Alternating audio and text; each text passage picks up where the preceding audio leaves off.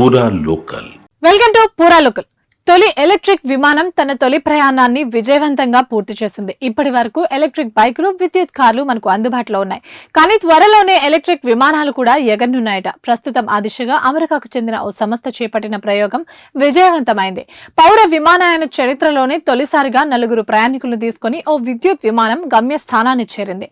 అంతేకాదు ఈ ప్రయాణం కూడా చాలా చౌకగా పూర్తయినట్లు తెలిపింది.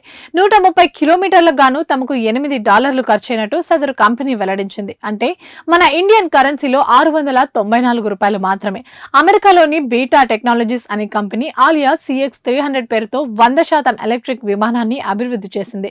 ఈ నెల ఆరంభంలో ఈ విమానం ఈస్ట్ హాంప్టన్ నుంచి జూన్ F కెనడీ ఎయిర్పోర్ట్ వరకు 70 నాటికల్ మైళ్ల మేర ఈ విమానం విజయవంతంగా ప్రయాణించింది.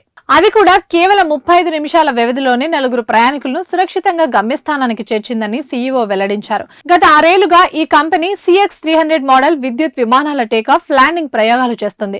ఇటీవల ఉత్పత్తి, సర్టిఫికేషన్, కమర్షియల్ ప్రయాణాల కోసం దాదాపు $318 మిలియన్ విరాళాలు సేకరించింది.